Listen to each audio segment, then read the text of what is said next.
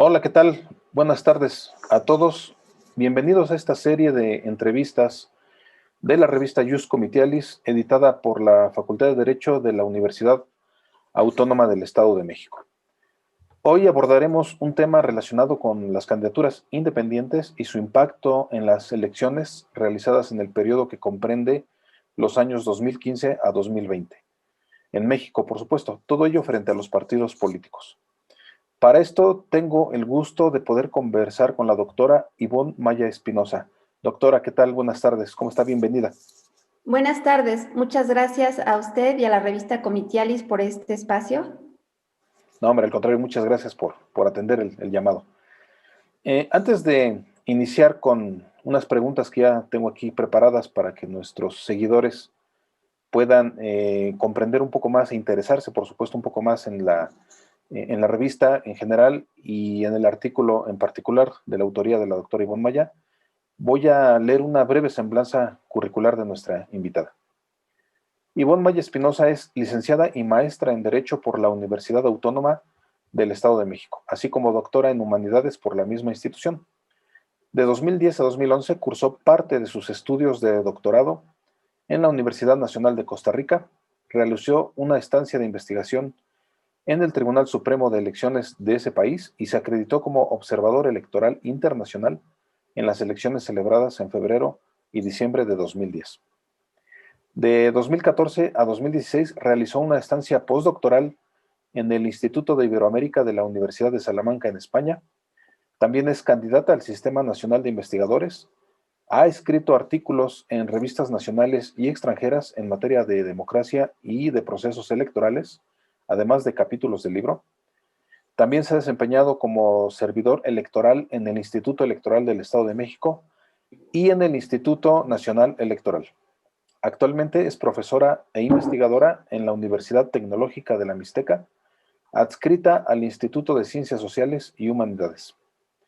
Pero también debo decir que la doctora Ivonne es autora del artículo titulado Impacto de las candidaturas independientes frente a los partidos políticos en México 2015-2020, artículo que fue publicado en el fascículo número 7, correspondiente al semestre de enero-junio de 2021 de la revista Jus Comitialis. De hecho, es el primer artículo con el que abrimos este fascículo número 7 que corresponde al año que va, al semestre del año que va corriendo.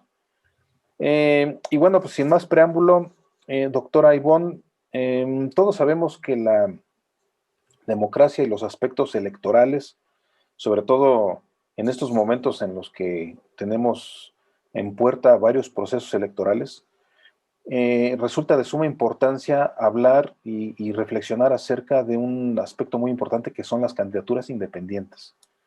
En un país, en un sistema electoral en el que tradicionalmente y por muchos años había sido partidista, es decir, que no habían sido permitidas las candidaturas independientes, resulta importante reflexionar sobre esto.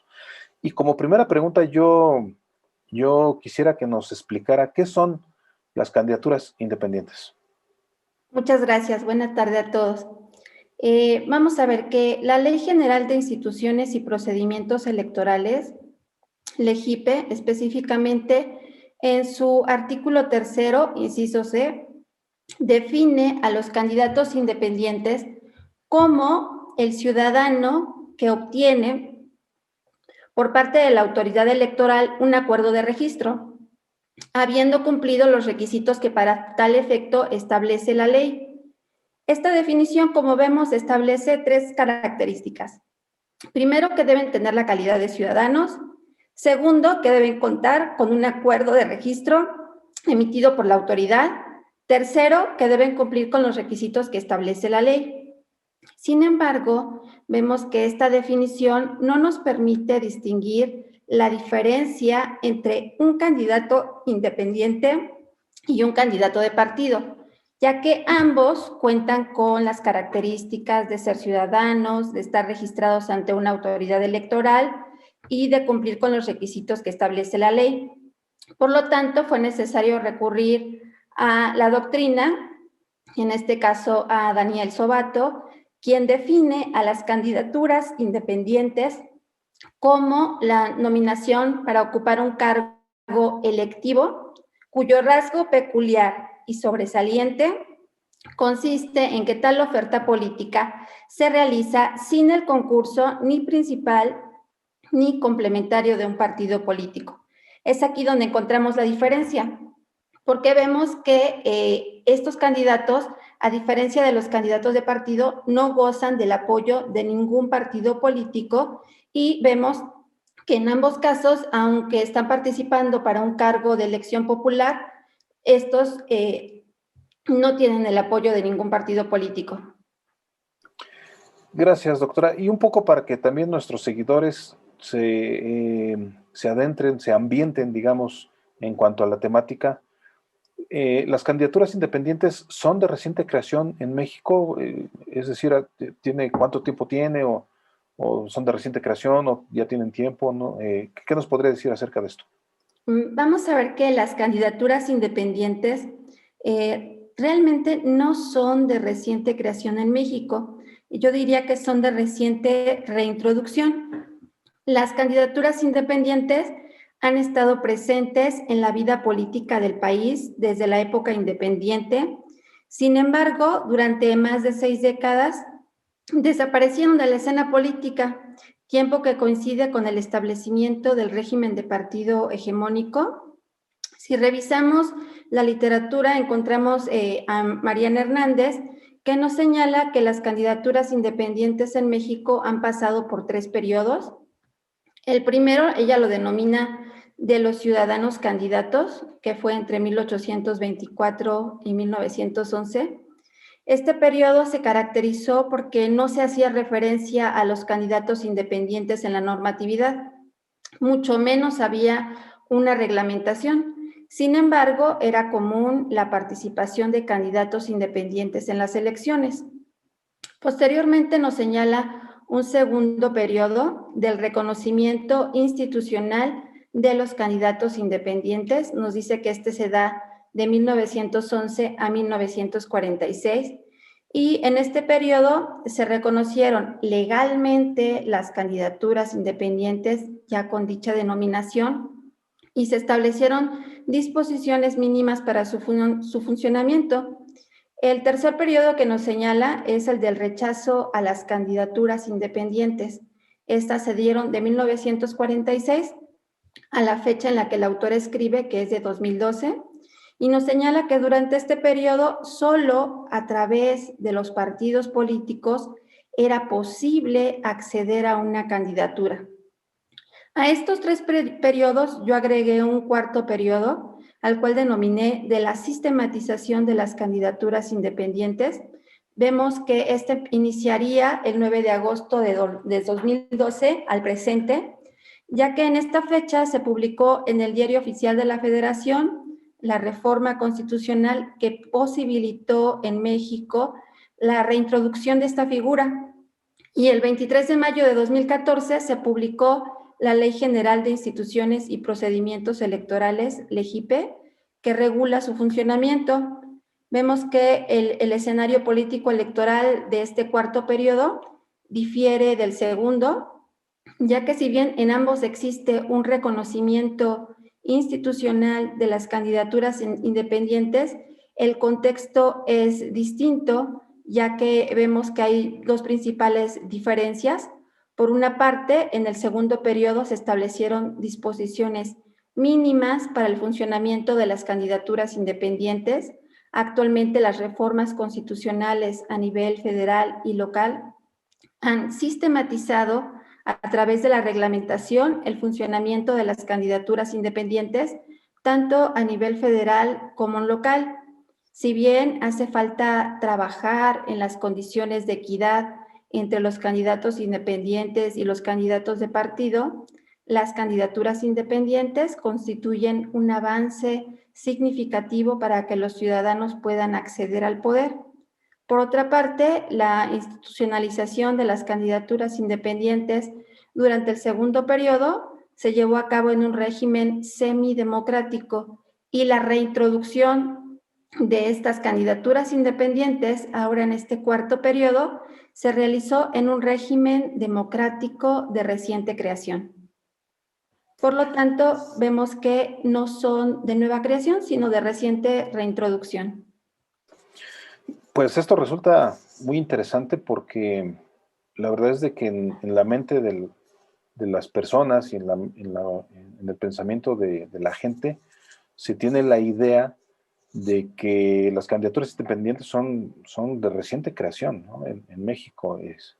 Incluso personalmente, yo sabía, por ejemplo, que en un inicio del México constitucional había la figura de las candidaturas independientes, pero así con el detalle que nos está platicando, doctora, respecto a esto, la verdad es que resulta muy ilustrativo.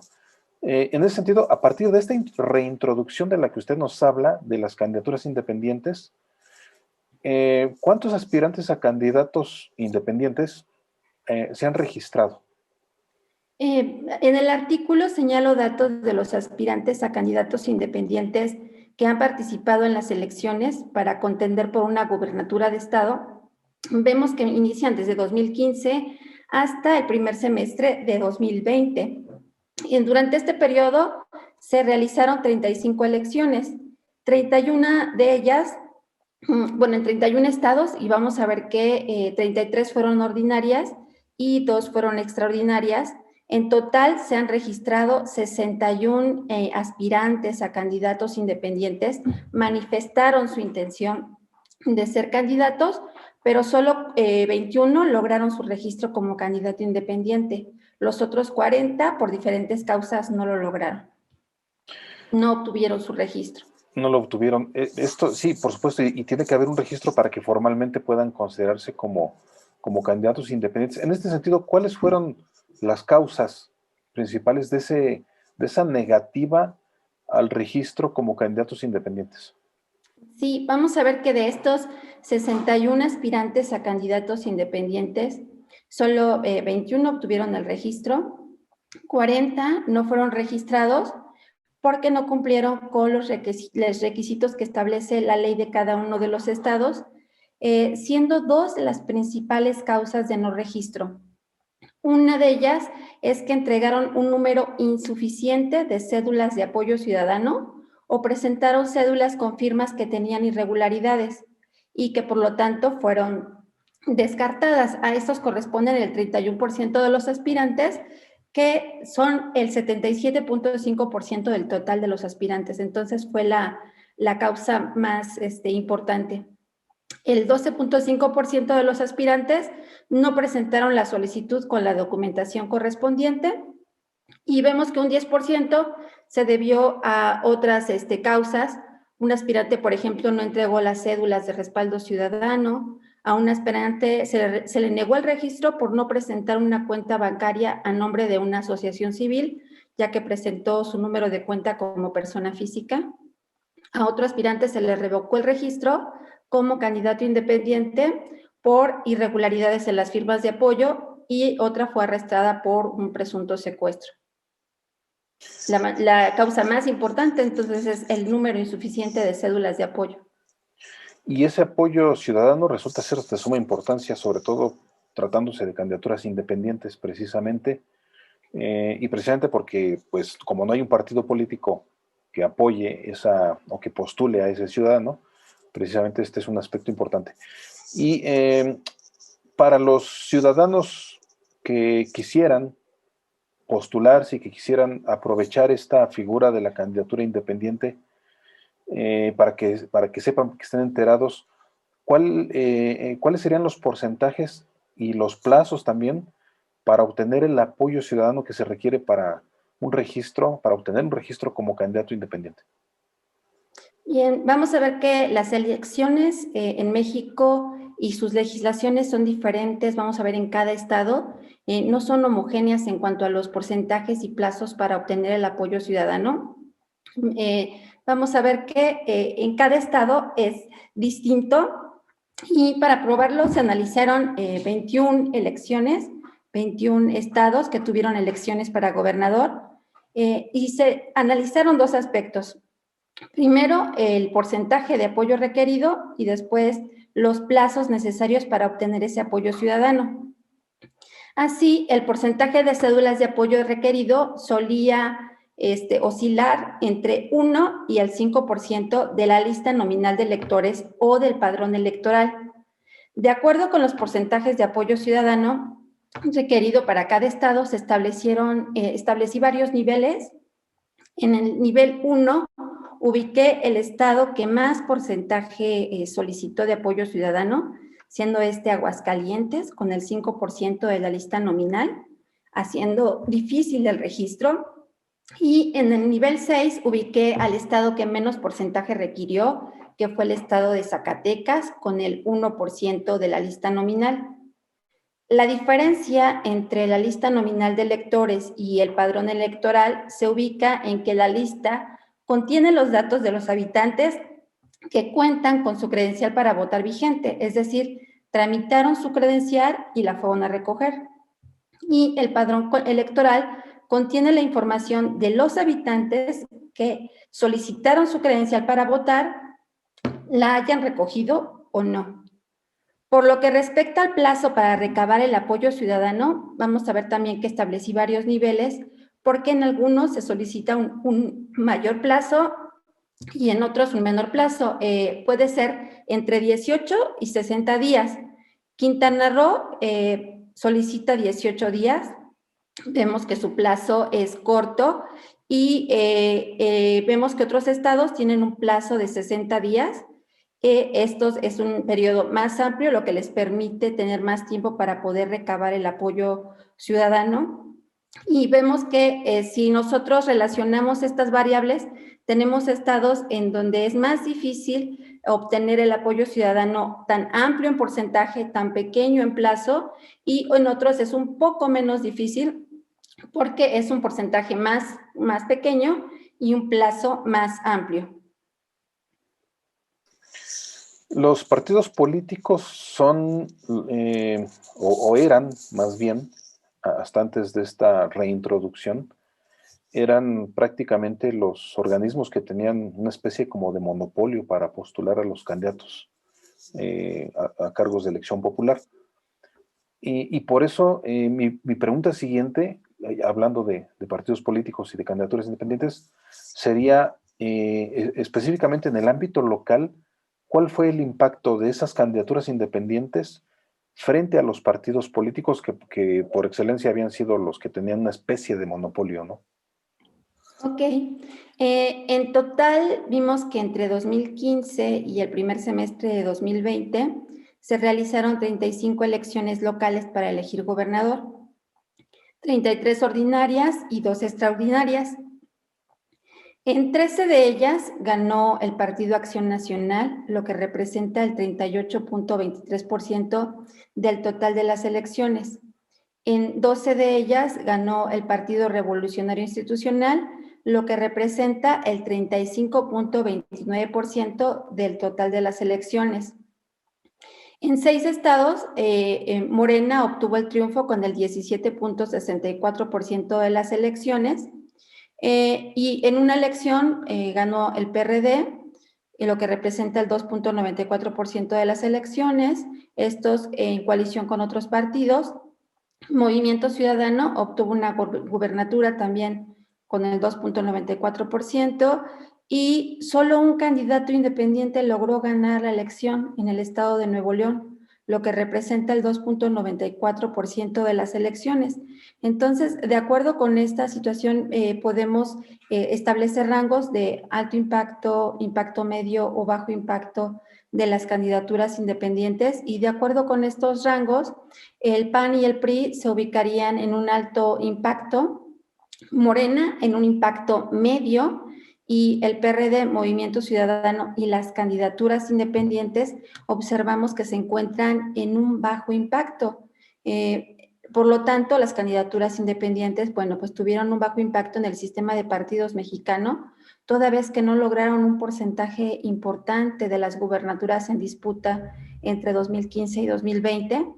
Estos resultados, bueno, ponen de manifiesto que si bien la reintroducción legal de las candidaturas independientes representan un cambio en el sistema de partidos mexicano, en su aplicación real su impacto ha sido muy bajo. De no hacerse las reformas necesarias, el impacto de las candidaturas independientes en el sistema de partidos seguirá siendo bajo, porque es difícil que los ciudadanos logren su registro como candidatos independientes y más aún que ganen la gubernatura, toda vez que compiten en situación de desventaja con los candidatos de partido.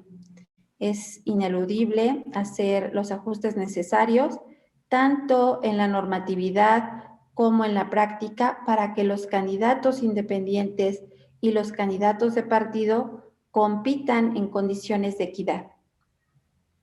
Y por supuesto, estas condiciones de equidad que son tan necesarias entre partidos o candidatos postulados por partidos y candidatos independientes, abona a una democracia, por supuesto, ¿no? Abona a la democracia y abona al sistema jurídico electoral en general en México. Pues qué interesante, doctora. La verdad es de que pues podríamos continuar aquí hablando sobre su artículo y sobre el tema de las candidaturas independientes, que resulta pues muy interesante y muy importante. Sin embargo, pues el tiempo se nos ha agotado y hemos llegado, por tanto, al final de esta conversación con la doctora Ivonne Maya Espinosa, quien es autora del artículo titulado Impacto de las candidaturas independientes frente a los partidos políticos en México 2015-2020. Artículo que, como comenté en un principio, está publicado en el fascículo número 7, el último fascículo que se está publicando de la revista, correspondiente al semestre de enero a junio de este año, de la revista Ius Comitiales. No quiero omitir la mención de que esta revista está incluida en Latindex y en la Red Iberoamericana de Innovación y Conocimiento Científico, REDIP. Y yo no me queda más que agradecerle, doctora, por haber atendido el llamado y por habernos explicado con más detalle su artículo para que nuestra audiencia y nuestros seguidores se interesen en él. Muchas gracias, doctora. Muchas gracias a ustedes, al espacio de la revista Comitialis, por ser un espacio importante para la difusión de las ideas. Invito a todos los que nos están viendo que, por favor, bueno, revisen no solo este artículo, sino toda la gama de artículos que tiene la revista Ius Comitialis. Gracias, doctora. Y muchas gracias también a los lectores de la revista y a los que nos siguen en las redes sociales. A todos les reitero la invitación para consultar la revista y para seguir las conversaciones que tendremos con otros autores. A nombre del director de la Facultad de Derecho de la Universidad Autónoma del Estado de México, el doctor José Dolores Alanis Tavira, y también a nombre del equipo editorial de la revista Ius Comitialis, les agradezco mucho su atención. Muchas gracias, buenas tardes.